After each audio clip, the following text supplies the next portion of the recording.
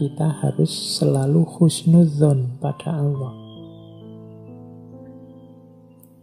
Biasanya kebutuhan husnudzon ini dirasakan saat kita dapat musibah, dapat bencana, dapat kesulitan. Banyak orang yang bertanya-tanya, apa salahku, apa dosaku, kok Allah tega memberikan cobaan ujian seberat ini. Nah, itu yang kurang apa? Kalau ada pandangan semacam ini berarti dia tidak husnudzon kepada Allah. Dianggapnya Allah punya motif buruk, punya niat buruk. Padahal Allah itu Rahman Rahim. Allah itu tidak cuma sayang pada kita, tapi maha sayang.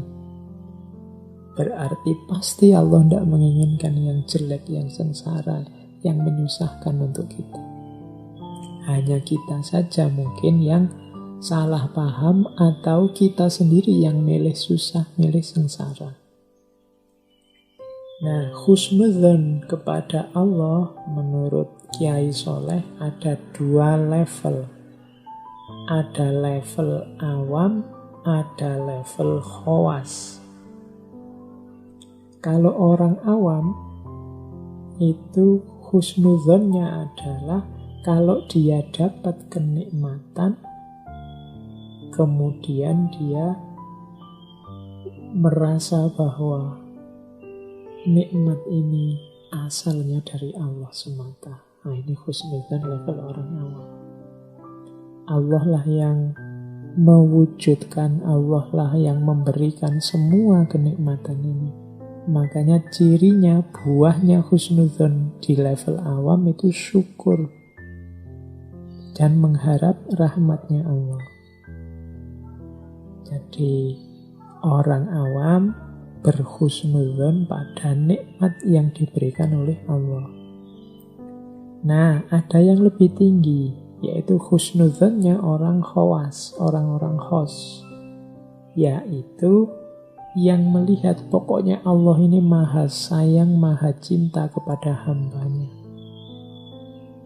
Meskipun yang kita rasakan ini sengsara, yang kita rasakan ini kesulitan hidup, yang kita rasakan ini ketidaknyamanan hidup, orang yang husnudzon di level khos ini menganggap bahwa semuanya merupakan kebaikan Allah kepada kita.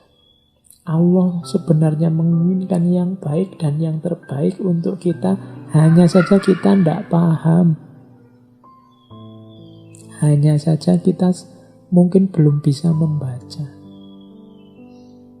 Ada corona, ada macam-macam bencana, ada pertikaian, perselisihan di banyak tempat. Tapi orang-orang yang husnudzon pada Allah, ini pasti skenario-nya Allah untuk tujuan yang baik, untuk hasil yang baik. Hanya saja kita manusianya belum paham. Insya Allah nanti buahnya baik. Nah, kalau yang level 2 ini orang khos. Kalau orang awam biasanya lebih mudah husnudzon pada yang wujudnya nikmat-nikmat. Tapi kalau orang khos, apapun wujudnya, apakah itu nikmat, apakah itu dirasakan menyusahkan, semuanya dianggap buahnya kasih sayang Allah yang pasti hasilnya nanti kebaikan. Kalau tadi yang orang awam melahirkan syukur nikmat, kalau yang husnudzonnya orang khos melahirkan rasa cinta, rasa percaya, rasa tawakal kepada Allah.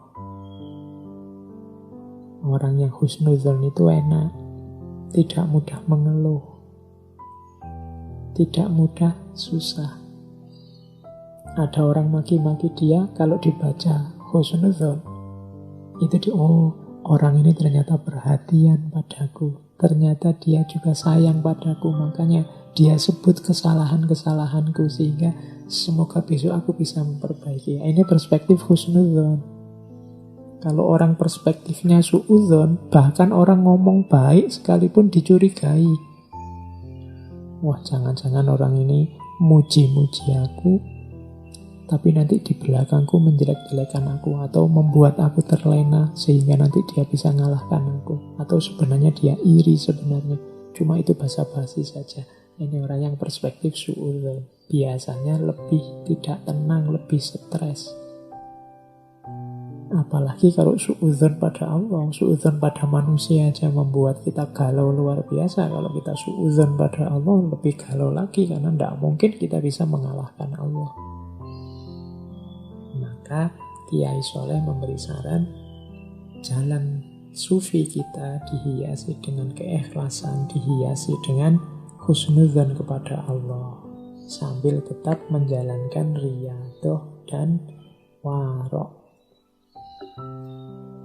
Oke, nah ini ada beberapa tips dari Syarah Al-Hikam. Bagaimana kalau kita mengalami kesulitan tadi loh Pak? Saya sih pinginnya husnudzon, tapi kok hidup ini rasanya berat. Doa saya itu loh, kalau tidak dikabul-kabulkan sih oleh Allah. Nah, nanti dalam Syarah Hikam ini Kiai Soleh mengajarkan begini.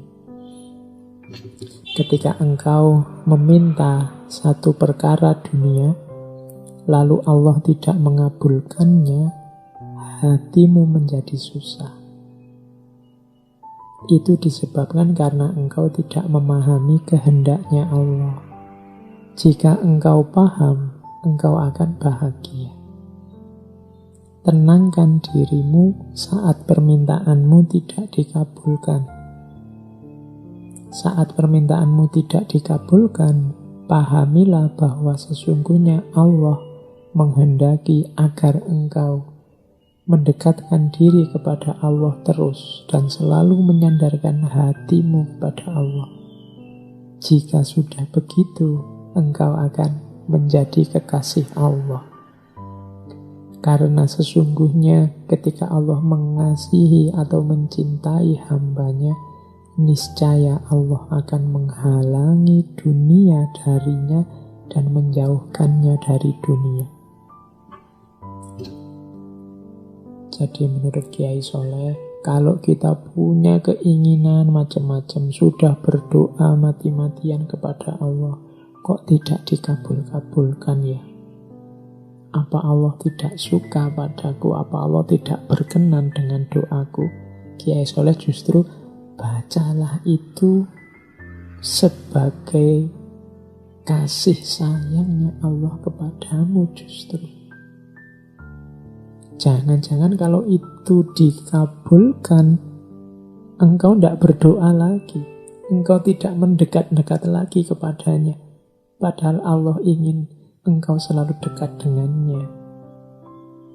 Jadi justru ketika Allah lama tidak mengabulkan doamu, kemungkinan Allah memang sangat mencintaimu, ingin engkau menjadi kekasihnya, ingin engkau menyapanya terus, ingin engkau mendekat padanya terus. Dan Allah tahu kalau dunia bisa menghalangimu darinya, kalau dunia bisa menjauhkanmu darinya, maka permintaan-permintaanmu yang perkara dunia itu tidak segera dikabulkan oleh Allah karena Allah sangat sayang padamu. Nah ini cara membaca kalau doa tidak dikabulkan, doa kita yang duniawi tidak dikabulkan oleh Allah menurut Kiai Soleh. Jadi Allah itu sangat cinta pada kita, maka Allah ingin kita dekat terus dengannya.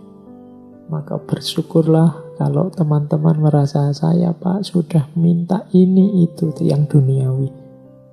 Mungkin pengen apalah yang duniawi, mungkin jodoh, mungkin harta, mungkin jabatan, mungkin kedudukan. Kok tidak dikabul-kabulkan oleh Allah? Kemungkinan karena Allah sangat sayang pada kita. Karena Allah tahu dunia bisa menghalangi kita untuk dekat dengannya, bisa menjauhkan kita darinya. Dan Allah ingin kita selalu menyebut namanya, selalu dekat, menghibah, mendekatinya. Nah, ini cara Kiai Soleh mengajarkan kita menyikapi keinginan, kesulitan dalam hidup. Selanjutnya ada kalimat begini. Apakah engkau mengetahui bahwa seorang ibu yang menyayangi anaknya pasti mencegah anaknya dari mengkonsumsi makanan yang berbahaya bagi kesehatan? Apakah engkau tidak mengetahui bahwa tabib yang mengobatimu, yang berbelas kasih terhadapmu, pasti akan mencegahmu dari mengkonsumsi makanan yang tidak patut engkau makan karena penyakitmu tadi? Padahal belas kasih Allah kepada hambanya itu melebihi belas kasih seorang ayah ataupun seorang ibu terhadap putra-putrinya. Ini penjelasan lebih jauh dari Kiai Soleh. Sebagaimana ibu yang sangat sayang pada anaknya, tidak semua yang diminta anaknya akan dikabulkan. Apalagi yang membahayakan kesehatan. Juga seorang dokter yang bertanggung jawab terhadap pasiennya, yang sayang terhadap pasiennya, pasti akan mencegah kita melakukan hal-hal, memakan apapun yang merusak kesehatan kita. Jadi memang isinya larangan. Dokter itu kan melarang makan ini, melarang makan itu. Ibu juga begitu, anaknya tidak boleh ini, tidak boleh itu. Tapi larangan ini adalah simbol kasih sayang. Penolakan, tidak mengabulkan permintaan, ini sebenarnya simbol kasih sayang. Karena orang tua tahu bahayanya apa buat anaknya, dokter tahu bahayanya apa buat pasiennya. Persis seperti itulah bukti sayang Allah pada kita ketika Allah tidak mengabulkan doa kita persis seperti yang kita inginkan. Allah lebih tahu yang berguna, yang baik, yang bermanfaat untuk hidup kita. Di situ justru tampak kasih sayangnya Allah kepada kita. Nah, ini syarahnya Kiai Soleh terhadap Al-Hikam. Jadi ini makanya teman-teman tidak perlu galau kalau ada keinginan yang belum terkabulkan. Kalau ada cita-cita sudah lama berdoa kok ya ndak jalan-jalan, kok ya ndak dikabul-kabulkan. Kita hanya fokus pada dunia, kita lupa bahwa di balik doa yang tidak terkabul tersembunyi kasih sayang Allah yang sangat dalam pada kita. Keinginan kita itu kan hasil kalkulasi akal, keinginan, hasrat, nafsu kita yang bisa positif, bisa negatif karena terbatas daya jangkau akal kita. Tapi kalau Allah pasti tahu sampai detail, sampai mana manfaat dan mudorotnya untuk hidup kita. Jadi kadang-kadang memang sama Allah ya tidak dikabulkan 100% begitu saja. Karena Allah tahu kalau dikabulkan begitu saja justru jangan-jangan mudorot pada kita. Lah tapi Pak, ada itu orang yang hidupnya nakal, tidak pernah berdoa ibadah apalagi. Tapi lah kok enak terus. Apakah itu juga menunjukkan Allah sayang pada dia? Itu nanti selanjutnya ada kalimat juga dalam syarah Hikam. Katanya Kiai Soleh, kalau situasinya semacam itu, takut dan khawatirlah jika dianugerahkan nikmat kepadamu, sementara engkau selalu melakukan perbuatan maksiat, melanggar perintahnya. Takutlah jika nikmat itu adalah sebentuk istidrodnya kepadamu, jika engkau tidak menyadarinya.